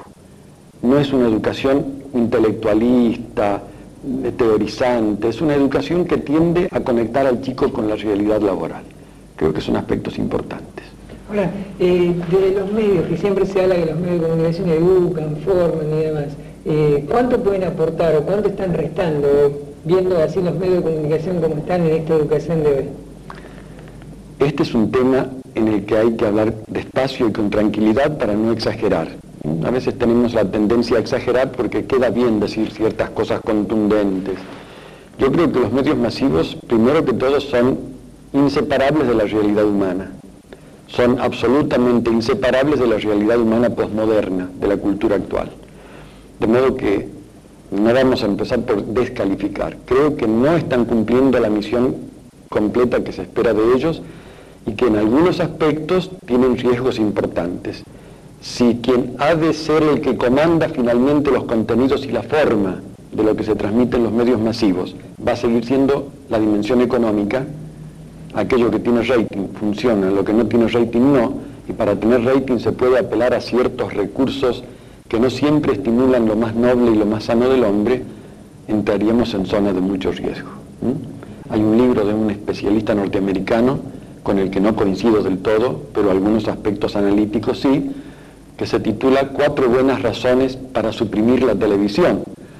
Yo no digo de ninguna manera eso, pero hay que estar atentos porque los medios masivos, si no ayudan a pensar y si no seleccionan con criterio de autopropuesta, no de censura, autoproponerse los medios masivos, colaborar al desarrollo de la persona, y pueden quedarse en ser un instrumento de venta a través del rating, y eso solo sería empobrecedor. Hablé de los medios y enfocó directamente la televisión, ¿no? Parecía que... Es el medio masivo por excelencia hoy y no hay quien lo pueda discutir porque ataca, llega directamente a través de varios sentidos a la vez. Y la diferencia está en que otros medios, como los medios escritos, provocan la lectura, que ya es una actitud más activa y participativa del que recibe el mensaje. En cambio, en la televisión es una actitud casi como de pantalla. El receptor es la pantalla donde queda impresa la imagen que viene. Es menos activa la participación y tiende a provocar una cierta baja en la capacidad analítica por toda la imagen de fantasía y por todos los recursos en que, por ejemplo, en 30 segundos de televisión yo puedo haber mostrado a una persona desde 5 ángulos distintos y tengo 5 máquinas, destacando aspectos que en la vida real yo en 30 segundos no los podría captar jamás. Es tal la acumulación de datos que la persona no tiene tiempo de tomar distancia como para ver que la realidad es una y esto que me están mostrando es una realidad mostrada a través de una cierta intención. Está bien. Le pediría una sugerencia, de trabajo en los medios y estoy tratando de aportarle a la educación, ¿no? ¿Cómo se podría hacer? Yo quisiera tener una respuesta precisa y breve para todo, ¿no es cierto? Creo que se pueden hacer sugerencias. Y yo, viéndote joven, estuve con vos la otra vez, te recuerdo, he visto el esfuerzo de tu revista, me admira y me alegra que haya jóvenes que emprenden esta tarea creyendo en la vida, creyendo que se puede trabajar en esto y defender la vida. Yo diría que a veces lo más importante es tener claros los principios desde los cuales uno parte y las intenciones a las que quiere llegar, porque eso a uno le ayuda a encontrar el camino adecuado. Si yo tengo claro como periodista que lo más importante es la persona real a la que debo respetar y ayudar a que sea cada vez más capaz de pensar y juzgar críticamente, voy a tratar de generar programas y de conducir programas de una manera de llegar a esa persona para que ella de alguna manera sea claramente independiente y por otra parte no sienta sobreestimulados algunos aspectos que no son los mejores de la persona. Bueno, voy a volver al aula, con dos conceptos que quizás están faltando, me parece, ¿no? Usted me va a decir, tiene más contacto con los docentes. Ojalá pueda. ¿Está faltando el concepto y la real presencia de Dios y de la patria dentro del aula? Bueno, casi una pregunta me has hecho. Yo creo que este es un tema más amplio y es todo este clima cultural de la posmodernidad, que un poco ha acabado por descreer del valor profundo de la razón para darle al hombre certezas fundamentales para vivir. Y esto también ha ido llevando a no interesarse en algunos aspectos muy concretos por aquello que le puede fundamentar el sentido de la vida. Yo no pretendería de ninguna manera, creo que sería un error histórico hoy, pero grave, volver a establecer una religión oficial en la enseñanza. En una escuela privada que quiere tener esa característica, sí, pero yo creo que lo otro es un respetuoso clima de pluralismo.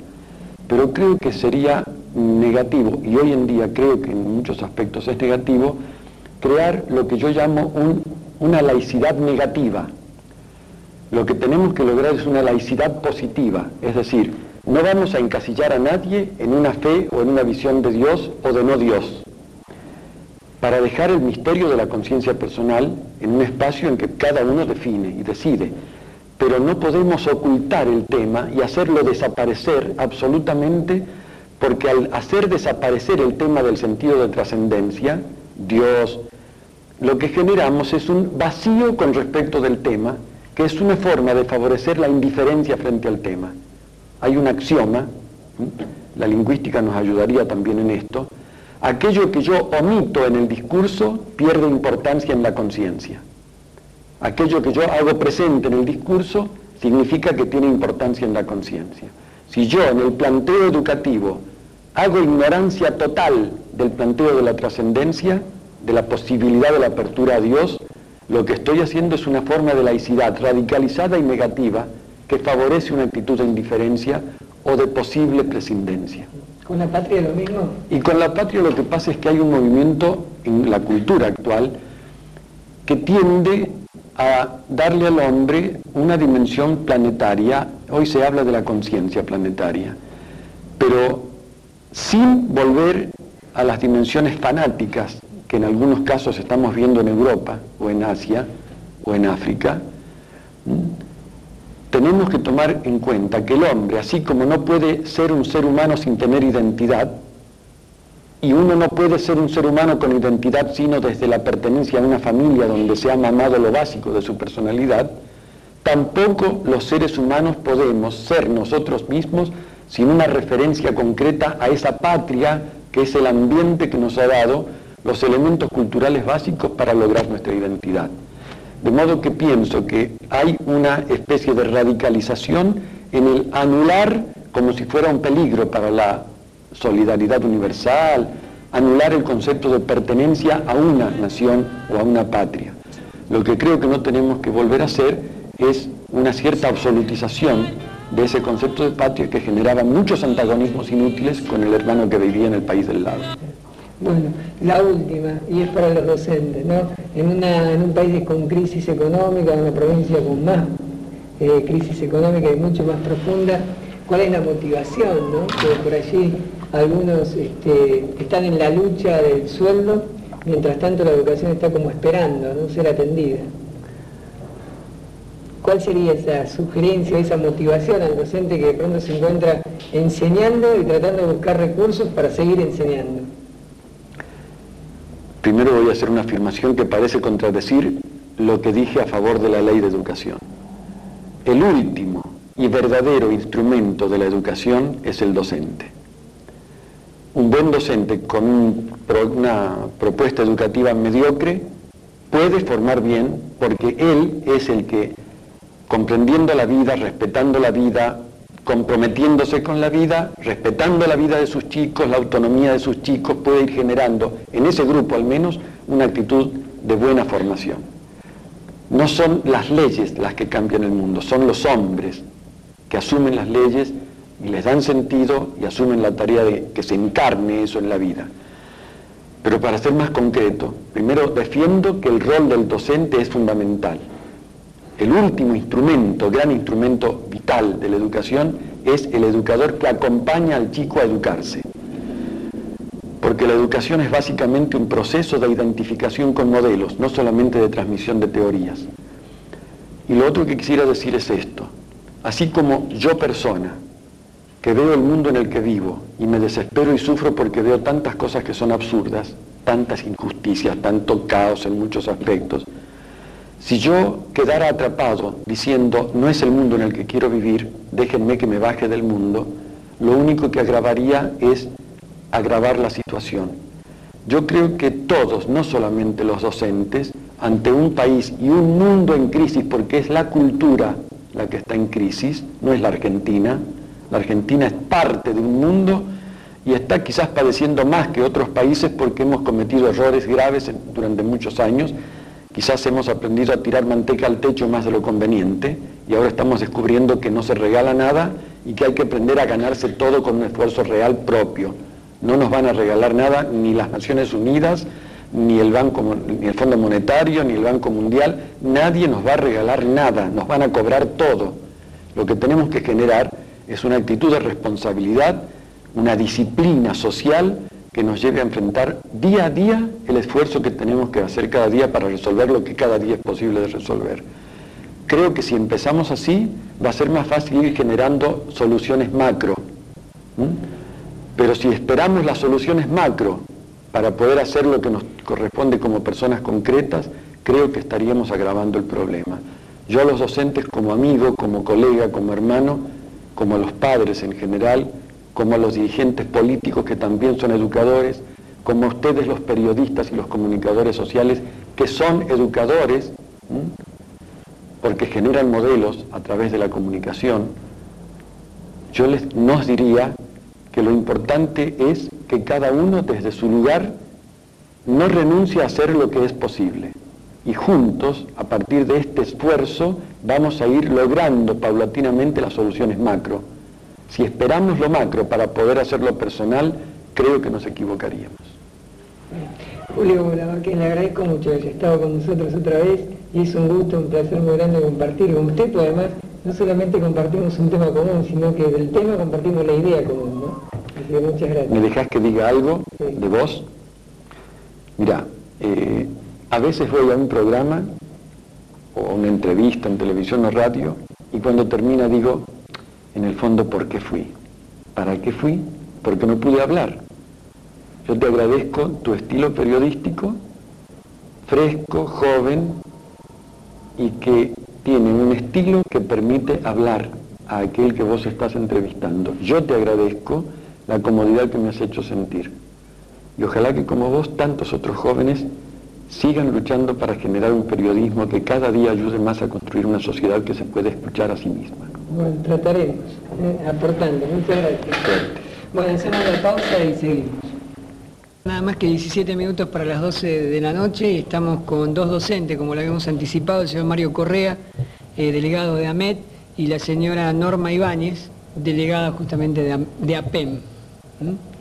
Las siglas son muy parecidas, pero una es educación técnica y la otra provincial, así sería. ¿Cómo sería lo de APEM? Asociación de Provincial de Enseñanza Media. Bien. Bueno, el gran tema es lo que está pasando con los chicos hoy en la educación media, donde está en juego todo, ¿no? Porque ya en septiembre, yo decía hoy en la radio, se perdió hasta el hábito de estudiar en Tucumán. Sin duda que es un problema muy serio que está atravesando en estos momentos la enseñanza media en particular, debido a una serie de inconvenientes que nos tocan muy de cerca a nosotros y lamentablemente en este año y siempre seguramente el perjudicado es el alumno, lamentablemente. Nuestros inconvenientes a raíz de que el gobierno provincial no está cumpliendo como es debido sus obligaciones particulares con los docentes de enseñanza media. Nosotros pasamos a integrar este plantel docente de la provincia en el año 92, cuando a través de una ley de transferencia de los servicios educativos de la nación a la provincia pasamos a ser el Estado provincial, muy a pesar de nuestros reclamos, muy a pesar de que nosotros sabíamos cuáles iban a ser los inconvenientes de que la provincia llegue a manejar estas escuelas secundarias de la nación. No obstante eso, el gobierno nacional, a través del convenio, en uno de sus artículos, establece que se va a hacer cargo, o sea, de todo lo que hace a pagos de salarios, particularmente de los docentes transferidos. Sabemos efectivamente de que está llegando la partida de dinero para hacer efectivos los salarios de los docentes medios. No obstante, nosotros no estamos cobrando en tiempo y forma como corresponde. Más aún, muchos estarán pensando, no le paga a nadie el gobierno de la provincia. Muchos estarán pensando, los docentes no trabajan porque no cobran su salario. Bueno, estamos en nuestro justo derecho de reclamo.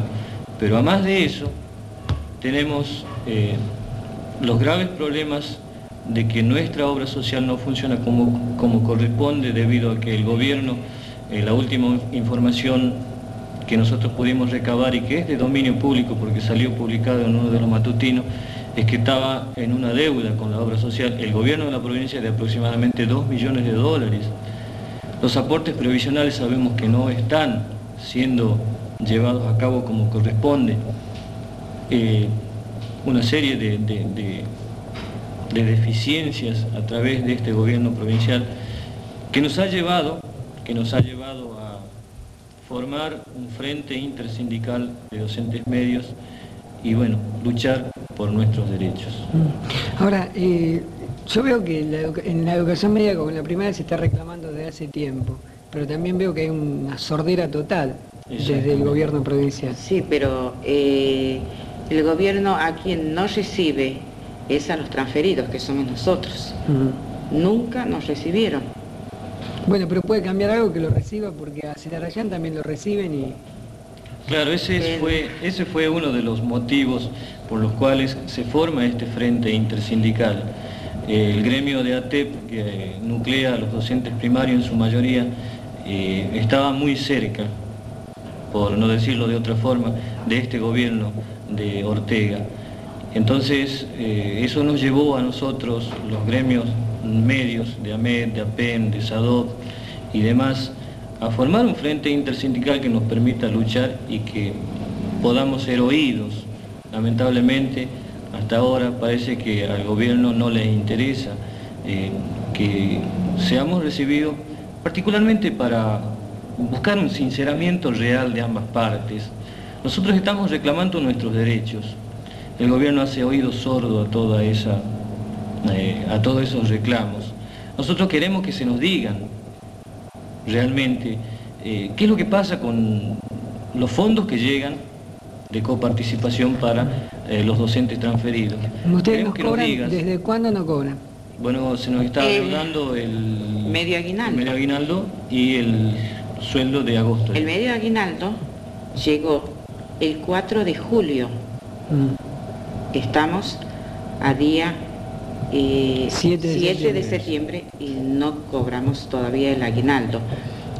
Amén a los aportes que se nos descuentan mensualmente en las boletas de sueldo, tampoco son depositados por la provincia. Yo el martes estuve en la Caja Nacional de Ahorro preguntando por el seguro, porque tampoco estamos cubiertos por el seguro, y nos dijeron que lo único que había pagado la provincia era los meses de enero, febrero, marzo. Seguimos sin seguro, no tenemos obra social, la caja complementaria tampoco se gira a la nación, no sabemos a dónde va a parar ese dinero. Los docentes jubilados en su boleta de sueldo al dorso dice que están cobrando gracias al aporte de otras provincias. Entonces, no es únicamente los salarios que nosotros estamos reclamando, sino un montón de cosas más que prácticamente los docentes transferidos estamos en el aire. Porque ahora, no nos cubre nada. ¿Acompaña todo el sector docente esta lucha de todos estos gremios agrupados? ¿Se acompañan realmente o es un grupo que siempre es el que está gritando y los demás están en la casa esperando a ver qué pasa? No. En estos últimos movimientos, en estas últimas medidas de fuerza que tuvimos a partir del mes de agosto, julio, después del receso de invierno, hay un gran acompañamiento, podría decir, de parte de todos los docentes. Particularmente yo lo he podido vivir en la escuela técnica, que es una escuela que muchas veces era un poco reacia a estas medidas de fuerza, pero en estos últimos tiempos están apoyando. Y bueno, lo último fue una movilización que se hizo también reclamando el tema de la obra social en San Miguel de Tucumán, donde no solo los gremios docentes estuvieron presentes, sino también todos los gremios estatales de la provincia, ¿no? Está en el reclamo después del receso de invierno, me dice, de julio hasta aquí. ¿Se ha logrado algo por lo menos? Prácticamente nada. Prácticamente nada. Sin solución, se mandó carta documento al gobierno, pero sin respuesta. Nosotros repetimos, yo podría... Ahora yo ahí pregunto, digamos, sí. El reclamo no es fuerte, se está haciendo mal, el gobierno está decididamente a destruir la educación media o esto ya no funciona, porque ¿cuánto tiempo más van a reclamar? Claro, reclamaremos hasta que podamos ser escuchados. Yo creo que vos dijiste algo que es muy interesante.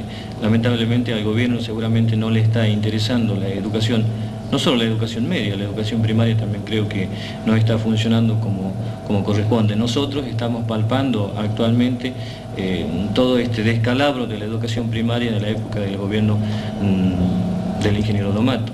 Bueno, ahora estamos viviendo en carne propia esos problemas. Ojalá que nuestros chicos que salgan de la escuela media, de la escuela secundaria, salgan mejores de lo que nosotros esperamos, de lo que nosotros podemos brindarles. Yo creo que no se nos está escuchando como corresponde, a pesar de nuestras medidas, a pesar de nuestros reclamos, no se nos está escuchando. Y yo reitero, nosotros buscamos un sinceramiento de las partes. Nosotros queremos trabajar en paz y que se nos paguen los salarios, que es lo que nos corresponde. Estamos reclamando nuestros derechos. El gobierno, lamentablemente, quizás por una postura inclinada hacia uno de los gremios, que es el gremio de ATEP, es por eso que no nos da bolilla, como quien dice. Bueno, está bien. Ya el diagnóstico está, el gobierno no escucha. Pero los chicos que perdieron estos días desde julio hasta aquí, y que seguramente van a perder de aquí hasta fin de año, porque el reclamo podría llegar a ser justo, ¿lo recuperan al tiempo perdido? ¿Son ciudadanos que después se van a poder preparar y van a poder reclamar? Yo creo que en la medida en que hagamos un sinceramiento, podemos decir que sí se puede recuperar, no todo el tiempo que se ha perdido, pero en la medida de nuestras posibilidades siempre estamos al servicio de los chicos, y no solo en las horas de clase que tienen ellos, pueden recabar toda la información y la formación que ellos necesitan. Pues esto de la educación, inclusive por eso lo escuchábamos recién a la VAC, que él transfirió un modelo, digamos. Sí, si el docente no está en el aula no hay modelo, entonces no hay educación. Y ahí ¿cómo hacemos? Podemos recuperar quizá el tiempo de lectura, pero no lo que significa la transmisión de todo el modelo, ¿no? Exacto. Y bueno, ¿y qué hacemos? Pues mi pregunta es esta, es decir, hay un país que se sigue desarrollando normalmente, y hay una provincia o una educación media como la de Concepción, digamos, que no se está desarrollando normalmente, y no va a haber propuestas nuevas, creativas y nada, pues estos chicos van a ser sometidos ya. Claro, lamentablemente no es un problema solamente de docentes. Yo creo que también tenemos acá, han invitado padres para que expongan su postura. Yo creo que es un problema de la sociedad. Cuando los maestros de la escuela primaria tuvieron solamente 40 o 50 días de clases, eran solamente los maestros de la escuela primaria. Y lamentablemente es un problema que nos compete a todos. Entonces todos deberíamos exigir, todos deberíamos hacer frente a esta lamentable situación y decir qué es lo que está pasando realmente, cómo vamos a reaccionar, cómo vamos a trabajar para que esto mejore. O sea, cuando no nos toca a nosotros personalmente, cuando no nos roza a nosotros, y bueno, todos nos quedamos tranquilos, aparentemente todo está bien, pero como sabemos, el que pierde es el país, el que pierde la provincia, el que está perdiendo es Concepción. Entonces yo creo que es necesario un sinceramiento de todas las partes, de toda la sociedad, es decir, ¿qué está pasando con estos chicos? ¿Qué está pasando con nuestra educación? Lamentablemente, los gobiernos que han pasado, nunca hubo una preocupación real por la educación. Estamos palpando nosotros ahora. ¿Y qué vamos a esperar? ¿Qué tenemos que esperar, me pregunto yo, para decir, bueno, ¿cómo salimos de esto? ¿Cómo mejoramos esto? ¿Cómo vamos a recuperar todo lo que hemos perdido? Es necesario que nos sentemos a charlar, a decir, esta es nuestra forma de trabajo a partir de hoy, esta es nuestra forma de salir adelante, esto es nuestra manera de mejorar la educación para que todos podamos crecer y seamos realmente un país del primer mundo y no como lo anuncia nuestro presidente. Está bien, un grupo de padres, dice un grupo de padres que se comunica igual. Hubiese preferido que den los nombres, pero me parece una pregunta oportuna, ¿no? Está bien, ellos acompañan sus reclamos, pero ¿es justo que a los alumnos se le den, por ejemplo, 3 prácticos en un día? En una forma de recuperación que, digamos, quizás tendríamos que analizar más en detalle, yo me pondría a analizar, más allá de que se pueda dar, yo no sé si son de calidad esos prácticos, ¿no es cierto? Sin duda. Ya de ahí no es una evaluación de muy buena calidad que digamos. Sí. Y quizás se evalúa así masivamente para sacarse las cosas encima y se estará evaluando injustamente inclusive. Seguro. Entonces, ¿cómo se revierte? Esto creo que es lo que más le preocupa a los padres y a la comunidad, ¿no? A nosotros también nos preocupa. ¿Y cómo se revierte? O sea, ¿cuál sería la solución de todo esto? Bueno, hay profesores que están tomando, que van a la mañana, tienen horario en el turno mañana, y para ayudar a los chicos, darles clase de apoyo, también concurren a la tarde, se los llama a los chicos. En el último paro del día martes, muchos profesores estuvieron adheridos al paro, pero llamaron a los alumnos para evaluarlos, sin firmar libros, nada. Ellos están con el paro, pero con la ayuda al alumno. Nosotros, la preocupación nuestra es los alumnos, pero también necesitamos la colaboración de los padres. ¿Cómo podría ser esa colaboración?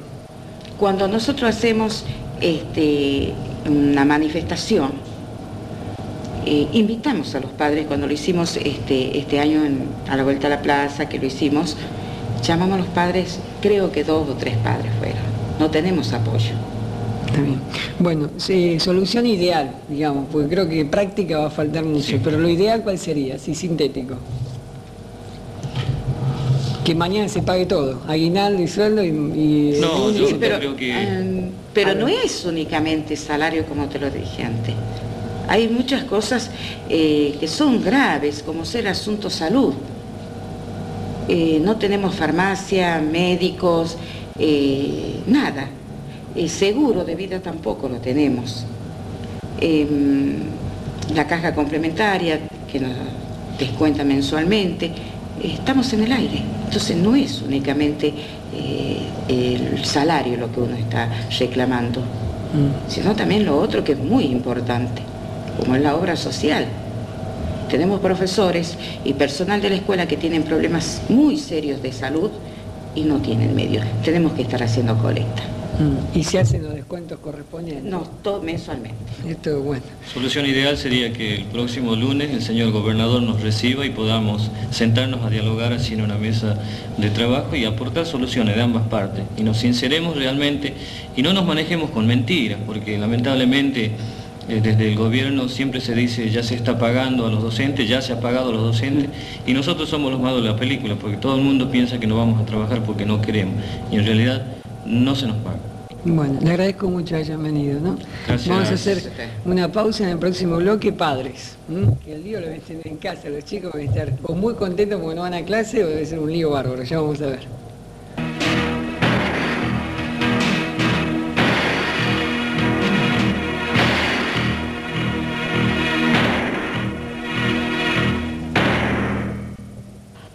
Bueno, estamos con 2 padres, Enrique Morén, padre de 2 alumnos de educación media, y Alejandro Palero, de 3, ¿no? Y encima 2 en la Escuela de Comercio y 1 en la ENED. O sea que viene complicada la cosa, ¿no? Bueno, ¿cómo es para ustedes, como padre, hoy vivir esta situación que vive la educación media? Sí, doctor. Bueno, ante todo, quería aclarar que nosotros no representamos a todos los padres de la escuela secundaria, ¿no es cierto? Simplemente por iniciativa propia nos han ido acá.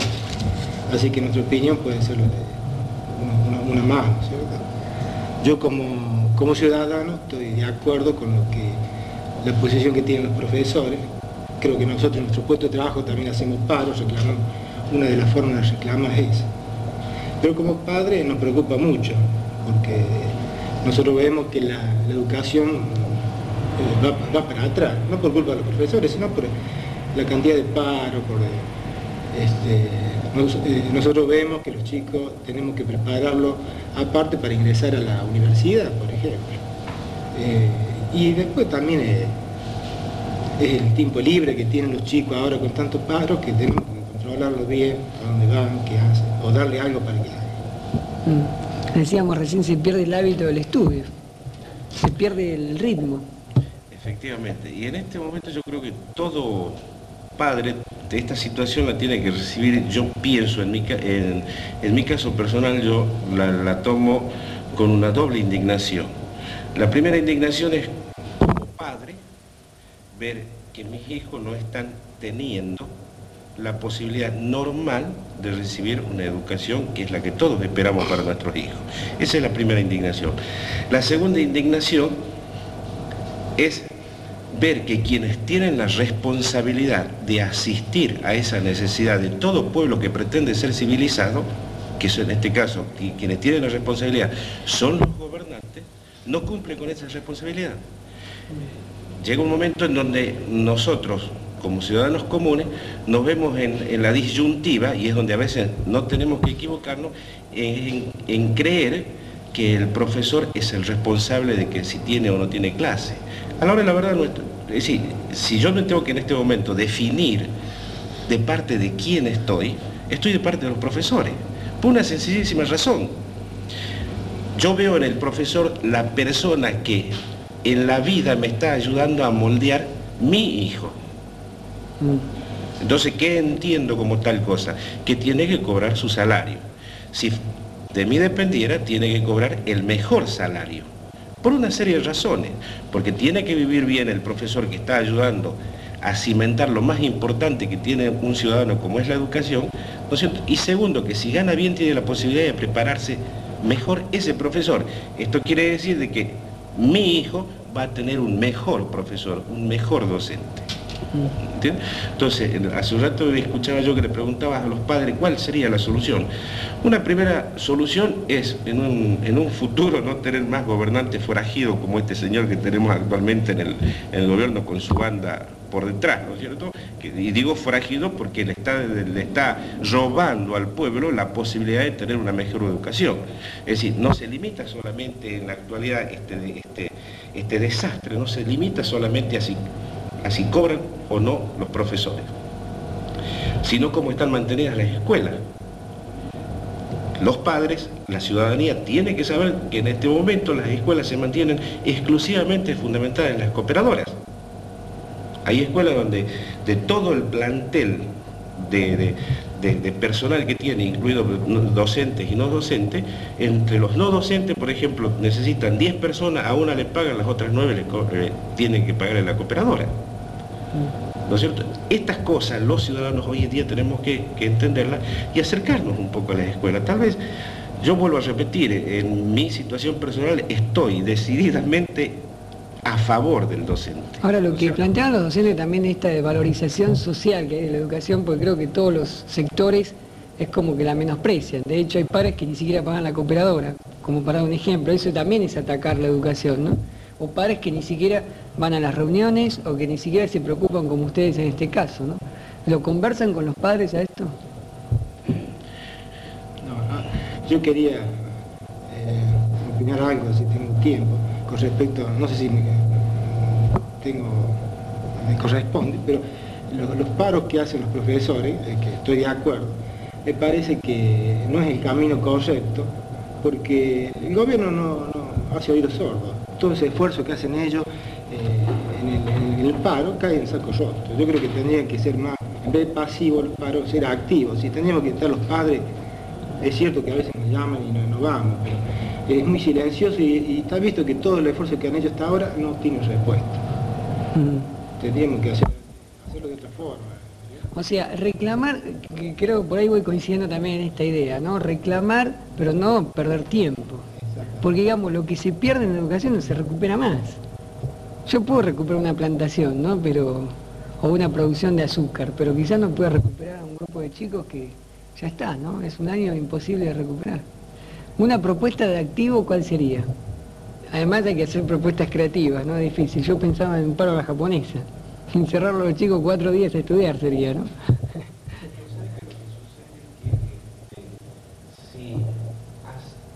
Tomando determinaciones, no se ve por lo menos una voluntad de una solución. ¿Se imaginan ustedes que si no se hiciera nada, no se abriera la boca y el paro fuera una actitud inversa? Es decir, van más los profesores, van más los alumnos a la escuela, y bueno, está todo de color de rosa. Menos todavía posibilidad de que el gobierno vaya a atender esa necesidad. ¿Y qué se podría hacer? Yo creo que el camino correcto es la vía del reclamo.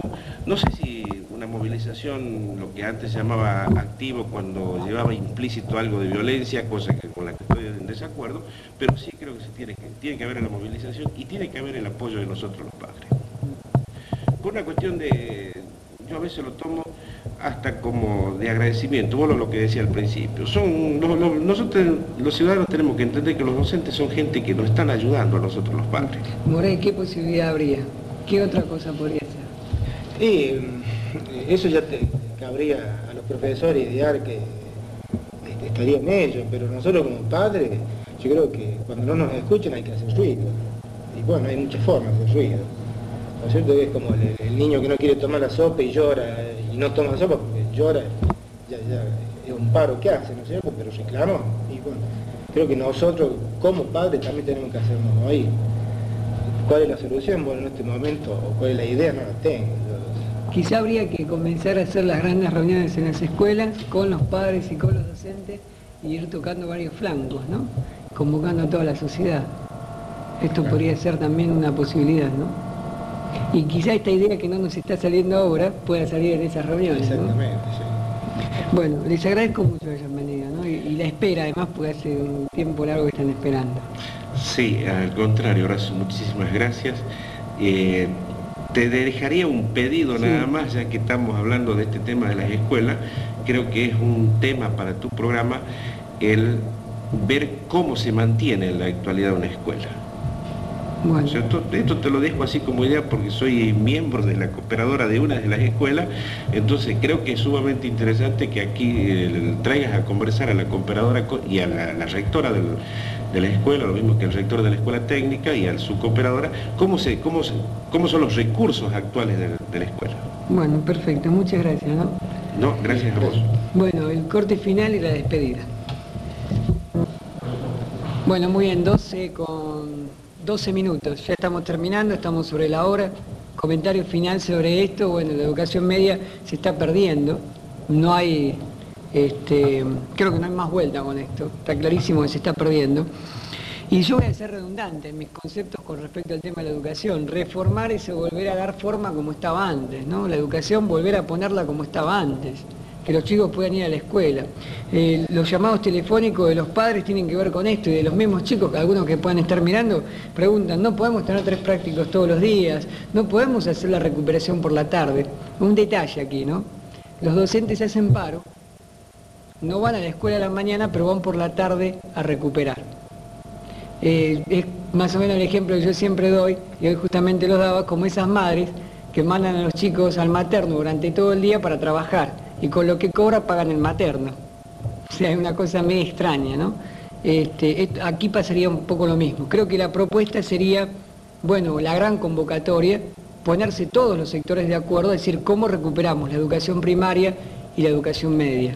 Están en juego, no se recupera más. El mismo Julio Lavaqué lo decía, perder un año de producción en el azúcar, por ejemplo, se recupera en un año, pero perder un año en educación es perder 15 o 20 años, no se recupera más. Entonces esto hay que pensarlo y bueno, es muy difícil. Creo que acá hay que comprometerse todos, los padres, los alumnos, los docentes, y que el reclamo sea en conjunto, pero garantizando de que nos estamos formando. Porque voy a cerrar con esta idea. Mientras los demás se están formando, hay un sector de la comunidad que va a la educación media, que va a la educación primaria, que no se está preparando, no está estudiando, y esos serán sometidos. Serán sometidos por la ignorancia, por el desconocimiento, por no tener la preparación.